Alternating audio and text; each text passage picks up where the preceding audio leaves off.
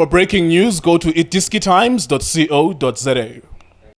Itiski TV, powered by World Sports Betting. itiskitimes.co.za. Last season's finalists, runners-up Orlando Pirates, they are out of Nedbank Cup this season. Bebethwa Kazrick Stars, Pake Orlando Amstel Arena.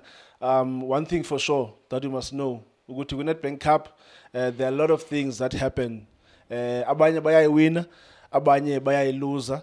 Abanye abazange bebethwe teams from lower divisions. Abanye they have a history of ukuthi iminyaka ihambe okay boom team from a lower division ibethe one of the Soweto teams, and namhlanje la history is phindile because Kazrick Stars from the NFD izenzele udumo ke namhlanje yathi yakhupha Orlando Pirates kwi-Nedbank Cup final. Injani voice yami mhlobo misezantsi kanye phezulu? Mngana mangisho sizithoba amanxeba mina nawo. Sizithoba amanxeba. Kaloku ubuthe iphezulu qala mhlobo, so no beyiphezulu Jane. Injani ngo? Iphezulu mngana wami namanje. Okay. Andifuna kube andifuna No iphezulu mngana wami. Ngiyacabanga ukuthi kufanele bephezulu. I think iprovince yaseMpumalanga it's well represented Jane. Ihappy Mpumalanga uma ungabheka. Wonke ama team aseMpumalanga namhlanje akhipha ama team aseGauteng. Abanye baceda ukugeza ijezi manje ngo3 lapha eThembisile Hani municipality. Manje sibona abanye baceda ukuligeza. Ugeza ijezi le final bobuzini asazi mhlabanga. There are still some games ezodlalwa again tomorrow. We might see iTS Galaxy yakhe yazenzela idumo na iku-NFD yodlala le final. Mhlawumbe you might see iKazrick nayo mhlawumbe izenzela udumo ithi yodlala mhlawumbe ne-team yakwi-PSL. We never know, but we're going to have to wait and see. I-draw izakwenziwa on Monday because there are still some games ekufuneka zidlalile tomorrow. But mhlawumbe masingene kulo mdlalo namhlanje ubone njani umdlalo? Yeah, Shane, njengoba sikhuluma ngayo i-team efana neKazrick, let's give credit ku-Brabucks. Umphathi nomqeqeshi weKazrick. Ngiyacabanga Shane ukuthi i-game plan yakhe beyinhle kakhulu Shane. Asesikhuluma iqiniso, udlala ne-team enama trophy awu2 kule season.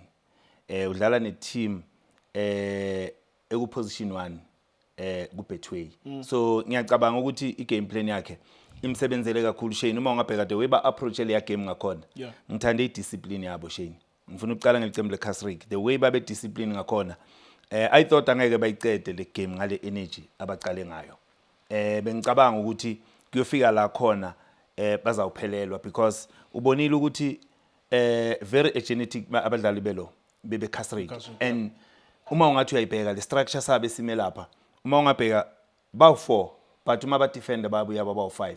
There's a guy bambiza ulikhatla lapha ku center back unabomlilo bayabuya nabomthweni babuya bazoyenzani bazovala lama space weOrlando Pirates la khona kunentwana edlala la phakathi umfukeng iyabuya izodropa iassista le ya defense baba u5 you understand then nabo makuwa bayabuya it's 5-4-1 if bazi ukuthi abana ball you understand so kusho kona ukuthi idiscipline ibancede kakhulu abekho kule position abakuyo lapha ku-NFD ngokudlala Shane kusho kona ukuthi kukahle kuningi abakwenza kahle uma ungabheka kule league yabo bayascore amagoli ba consider less kusho kona ukuthi kuna something uBucks ayiphekile kule team khumbula ukuthi first season yabo labantu laba kufika lapha kule NFD bayadlala ama playoff and ngathi abadlala ngawona kuphela la ama playoff baphindile bayowadlala futhi ama playoff so into engakutshela yona Shane ukuthi iqembu leKazrick alizange libe nama moment la ngizothi khona ibe creativity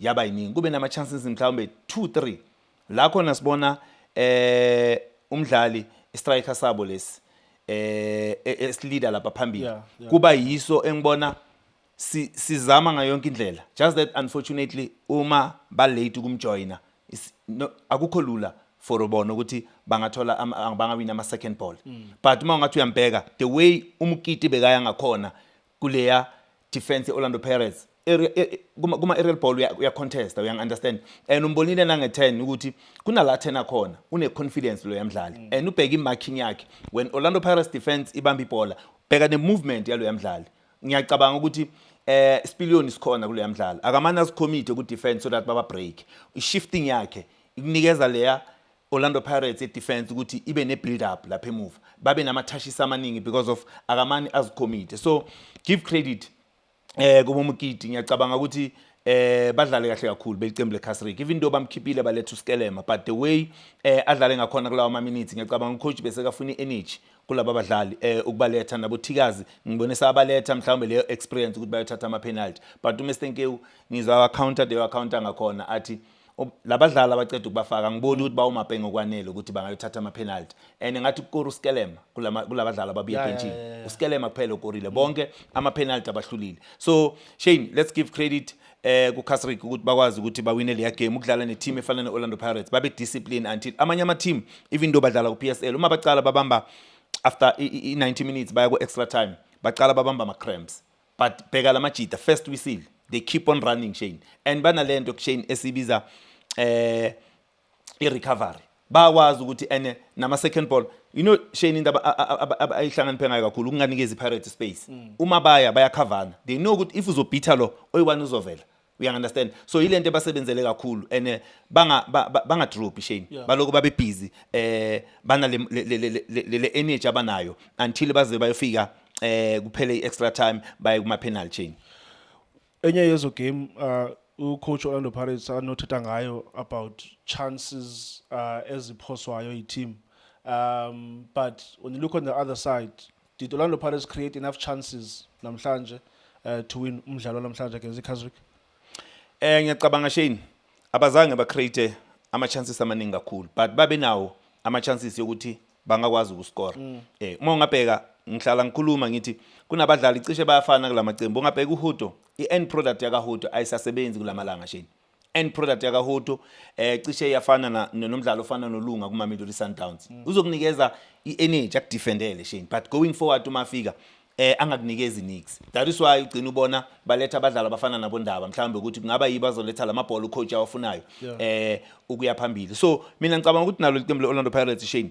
ibench lalo belingamanga kahle Shane if uzorelaya kumdlali ofana no De Jong while umazi ukuthi is not a natural striker udlala as a false nine unombuthuma osebenchini obviously striker manje Pirates enaso ethembele kuso kulesikhathi samanje kusho ukuthi umbuthuma because uma khupa ngiyacabanga ukuthi umdlalo uinjara so it's difficult uma ngabe bench lakho nawo alimanga kahle ukuthi if uDe Jong akenzi kahle kule position uzoletha ubani yes umlethile umdlalo ofana noNdaba but uDe Jong ungamblame sometimes ungamblame khona la afike khona uDe Jong is not a striker Shane he's udlala as a false nine so some of the things uma ubona ama decision awenzayo kubanzima ukudlala la khona Shane uhlala umakhiwe nokuthi udlale la khona udropa khona umbheke beka drop umdlalo ofana noDe Jong so ngiyacabanga ukuthi iOrlando Pirates Shane beyinawo lawo ama chances njengoba ngibuza but enye into futhi mina engatshala ngayo the central midfield yeOrlando Pirates uMakhawula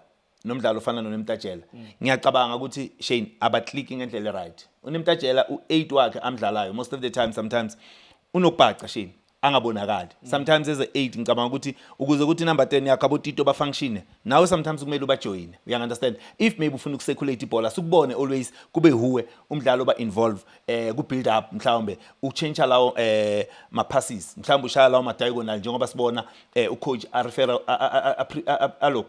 arela kuwo lawo ma diagonal pass mhlawumbe uma letha abadlali abafana nabo apolice so naso lesiso Orlando Pirates angisiboni ukuthi sicine ngalendlela mhlawumbe two yama injuries wale midfield yeOrlando Pirates umdlalo ofana no bathubani uNduli ukuthola injury kwaKanduli manje umbatha une injury kwenza ukuthi singafunction lesasiso ngendlela eright Shane so ngiyacabanga ukuthi kuningi mhlawumbe lokhu mhlawumbe Orlando Pirates uma ungathi uyayibheka kule ya midfield if labadlali bebakhona bebangakunikeza something umdlalo engimbonile Shane ukuthi bekafuna ukuthi Orlando Pirates ithole umfukeni Shane angeke uthathe nix kumfukeni ngiyacabanga uzame konke kusemandleni uboy uzame ngako konke kusemandleni uzamile ucreator uzamile ukuthatha lawo ma decision right mhlawumbe mafika final third goalkeeper yenza ama save so yeah ngiyacabanga Shane ukuthi nawo ma chances bebawa createile belicembu leOrlando Pirates if mhlawumbe babe clinically nabo ngabe mhlawumbe batholele lo goal